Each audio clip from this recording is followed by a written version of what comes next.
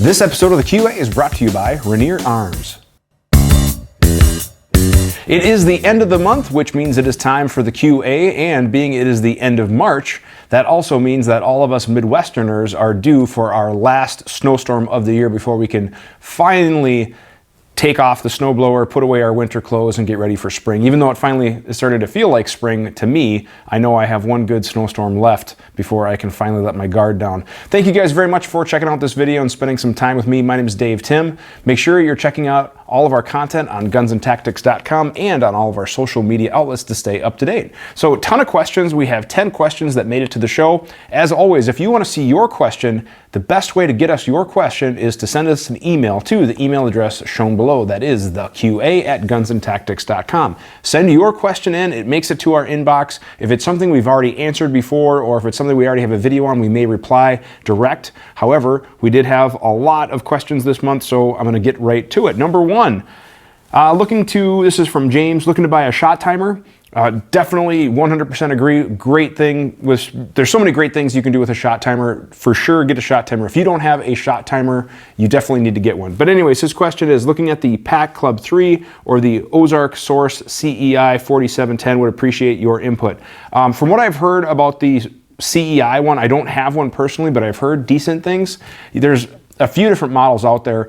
However, what I'm using is the Club Timer, and I think it actually is the Club 3, and that thing is like 10 years old and it's still working just fine. The only issue I have with it every now and again is I have to adjust the sensitivity because sometimes the beep itself will count as the first shot, so I just have to turn down the sensitivity just a hair, and that seems to be colder weather, warmer weather, whatever. Otherwise, it's durable, it's been dropped, it's relatively easy to use once you get to know how to use it. The only kind of learning curve is kind of going between your par time and your instant or instant delay. You just kind of have to get to know these little arrow buttons. But I like the Club Timer. It's worked really well for me, and we've been using them for a long, long time. So that's what I would generally recommend and go with.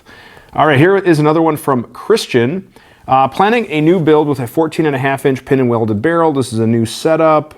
Is it okay for me to break out the welder, or should I hire it out? I guess really that depends on your welding ability.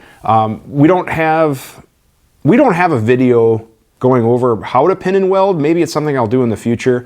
I have welded them myself with my wire feed, and it works. Otherwise, I do have a friend with a shop and he has a TIG welder, and I generally prefer that, but sometimes due to time crunches or whatever, I just will do it myself. And like I said, I just have a basic wire feed, but I would recommend a TIG weld if you have access to it. But basically the gist of it is you time the muzzle device, you drill a blind hole so it's not all the way going through, obviously, and then you make a pin. You can use a drill bit, you can use tool, stock, you can use rod or whatever it might be, and you make a pin, and then you basically weld like a mushroom cap over that pin so it is permanently attached. It's not hard, and if you're a decent welder with decent control, and as long as you know your heat settings or whatever, and you're basically just making a little button weld on there, or a rosebud weld, whatever terminology you want to use. I'm not a welder by trade, but that's the gist of it. And then what I do is I'll just grind over the top of the weld slightly. I don't want to disappear it. Some companies will disappear, grind smooth so you can't even tell. I want to see the weld. I want, if an ATF inspector or whoever looks at it, I want you to be able to see the weld.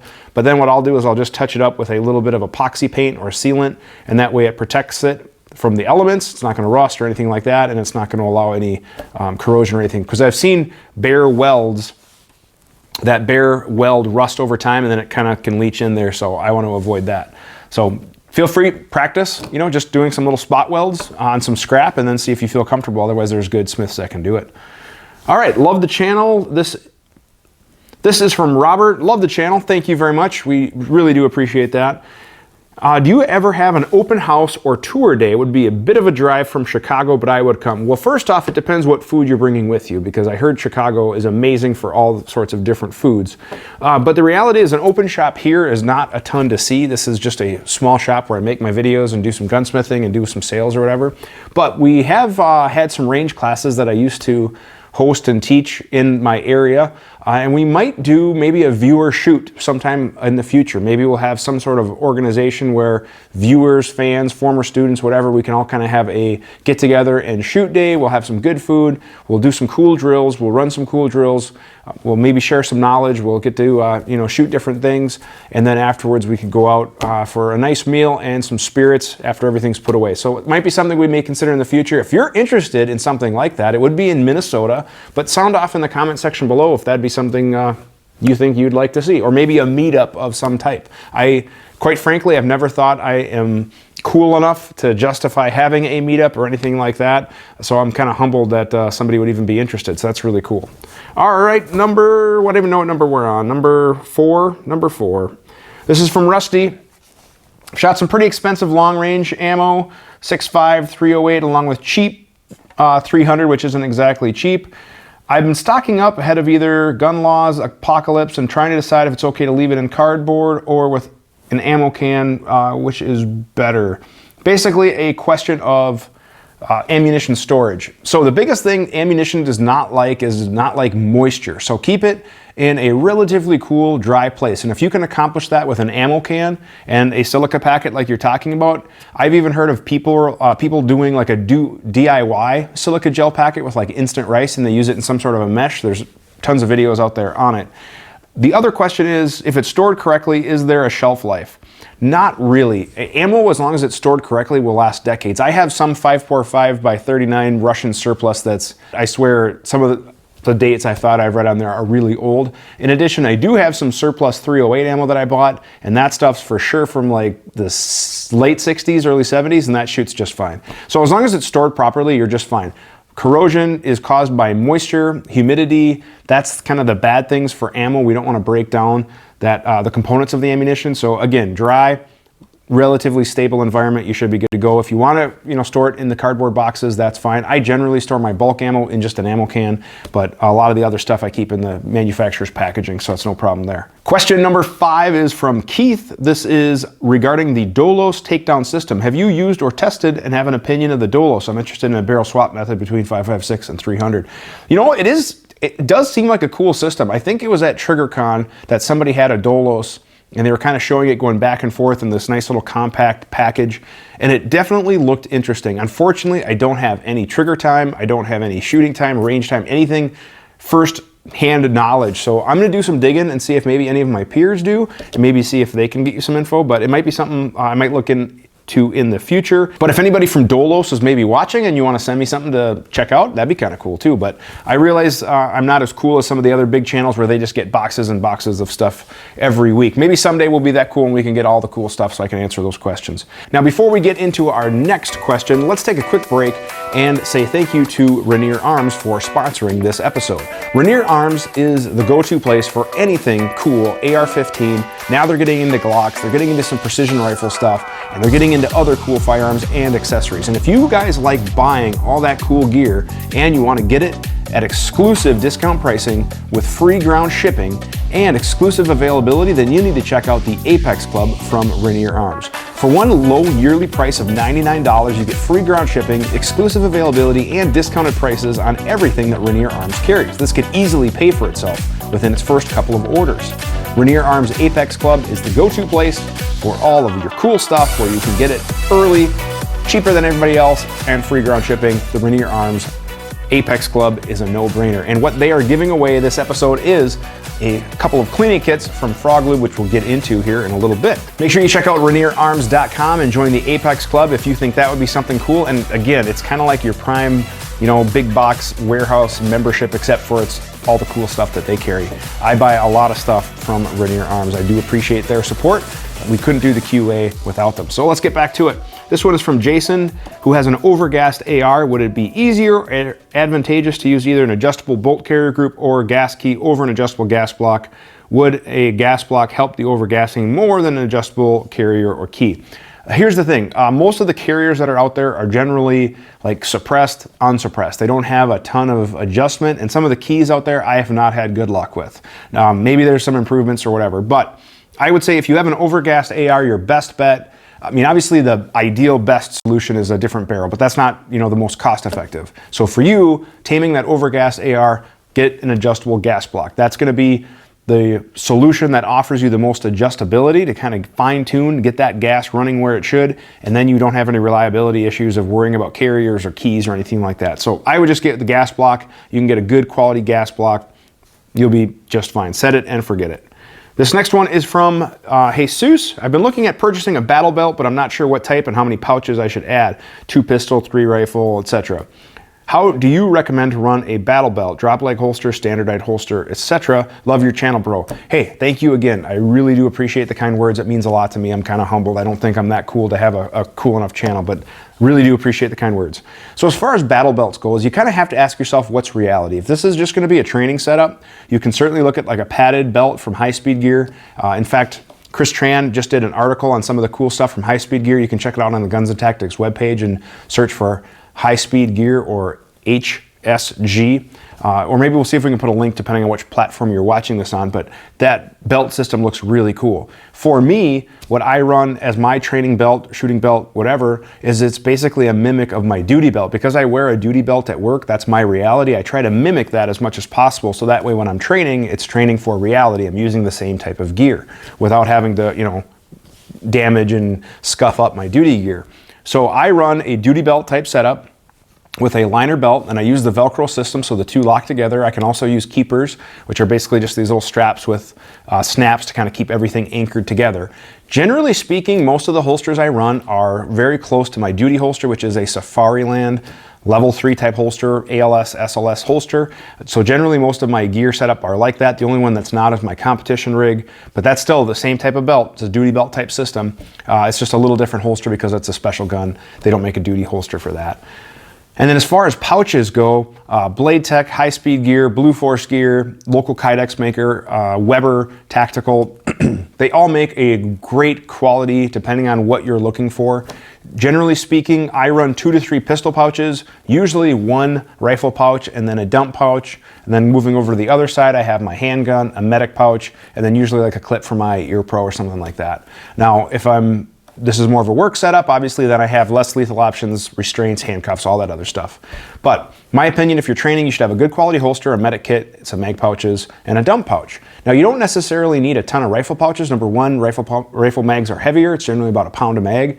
And when I was shooting 3-gun, depending on the stage, I might add or subtract a rifle pouch as needed. So with tech locks or the quick plates or quick disconnects, you can definitely move stuff. It's not modular. You're not stuck with it, or excuse me, it is modular, you're not stuck with it. So you can kind of add and subtract pouches with like the Tech Lock, which is generally what I use just because that's what I have and I've had it for a while. There are newer systems, but 1 rifle mag, if I need extra rifle mags, that's usually on my armor or my chest rig or my plate carrier or whatever it might be, and then handgun ammo as well. So I hope that kind of helps. Maybe we'll do a video on training belts, battle belts, or whatever. If you want to see that, sound off in the comment section below. All right, moving on. This is from Erwin. My question is about the Meg Pull bad lever. Is it a gimmick or is it bad for duty use? Some people say it's bad for duty use. I like to run it on my competition gun so I can save a few milliseconds. The bad lever is basically a little lever extension that comes down the bolt catch underneath the lower receiver and then out the other side of the lower, so it allows your index finger for a right-handed shooter to manipulate the bolt catch, bolt release if you're not familiar with it. I ran one for a while. The only thing that I found is that it's not compatible with all lowers. I think it was a Voltor Mur upper on one of my Noveski guns that it actually caused the bolt catch to kind of just kick out just a little bit and drag on the carrier. And I didn't like that, so I stopped running it. And I'm the type of guy that if I run it on one, I kind of want to run it on all my guns, so I have kind of that training continuity. But it's not a bad device for competition or whatever. Can you save some time by inserting that mag and then having your trigger finger, hit that release and having it right there? Sure, you certainly could. Does it add that much time or, save that much time versus hitting the release with like products like the Geisley Maritime release or some of the other, Battle Arms Development has their enhanced bolt catch, bolt release? I don't know. I've kind of gone that way, and I'm generally using those enhanced catch release products because I can easily find those with gloves or whatever, and then it's continuity for me across all my platforms. But if it works for you on a competition gun or whatever, hey man, sometimes little fractions here and there and here and there add up and can save you time. So if it works, I don't know. Is it a gimmick? I don't know. Make sure you're using a small amount of thread locker so those screws don't back off. I personally don't run one anymore, but I guess I'm not immediately ready to call it a gimmick, but keep in mind there is some risks, so something to consider there. And our last comment, this is from Paul. This is via comment regarding our should you modify a carry gun video. I'll put a link up to that video right here. I thought that was a really good discussion. I kind of called that like a video essay, but his question is, please touch on high performance ammo designed to cause as much damage as possible. Sorry, Paul, I'm not sure if that's how you wrote it, but that's kind of how I read it. Here's the deal. We're talking about deadly force, okay? We're not talking about damage. We're not talking about whatever. We're talking about stopping a threat that is potentially going to harm you or a loved one, or for a law enforcement officer, it may be in certain legal situations. However, we are meeting a threshold that is literally called deadly force. It is force that a reasonable person should know will cause death or great bodily harm. That's how most states term their language. So as far as like high performance ammo, damage as possible, I don't carry rounds to cause as much damage as possible. I carry rounds that are effective to stop a threat as fast as possible. Now, I work in law enforcement. I carry my duty load, which is federal HST. Another good one is like Gold Dot 2. Those are, I think, probably two of the better performing rounds on the market right now, and those are generally the rounds I recommend to students to carry as well because they work. Now here's the thing, anything that you carry on your person like a handgun is generally not a reliable stopper of threats. So if you know you're getting into a gunfight, you're carrying a long gun. That's why armed professionals like law enforcement and military generally have long guns with them if they know they're going into armed confrontations. Whole nother topic. So I want to carry good ammo that's effective, proven. If you're worried about legalities or implications or perceived motives or whatever, ask your local law enforcement, hey, what is your duty load? What do you carry? And just mimic that as long as it's a good quality load. That way you can say if you were ever questioned about it, why are you carrying this load? I went down to my local police station and they recommended this, or I know that the federal HST or Gold Dot 2 is a popular law enforcement load by subject matter experts, so I decided to carry that. You can use whatever fancy terms you want. Also, avoid a lot of these gimmicky fly-by-night load companies that come out with like the most devastated, the most knockdown power, all this stuff. I can't remember the exact brand of it, but Andy, he's one of my core instructors, just an amazing guy, good, knowledgeable guy, but he was investigating a drive-by shooting. He works in a larger metro area. Can't remember which round it was, but it basically hit a vehicle and bounced off. So, he recovered the whole round. It didn't even penetrate the sheet metal of the vehicle. And this is supposed to be like the wonder round. So do your homework, make sure you're carrying good quality stuff. So that was the last question. Now it is time to give away our monthly prize, thanks to, again, Rainier Arms. We got some stuff from Frog Lube. We have an optics cleaning kit. We have a pistol cleaning kit. We have some Frog Lube paste and some Frog Lube spray. The Extreme Spray to be exact. So a cool little prize pack that'll help you clean and maintain your items. And we did actually have 9 questions. I thought I said 10. Actually, I think I did say 10, but it turns out one of them was a comment. So let's go ahead and hit the random number generator. And it's going to be question number 2, which is...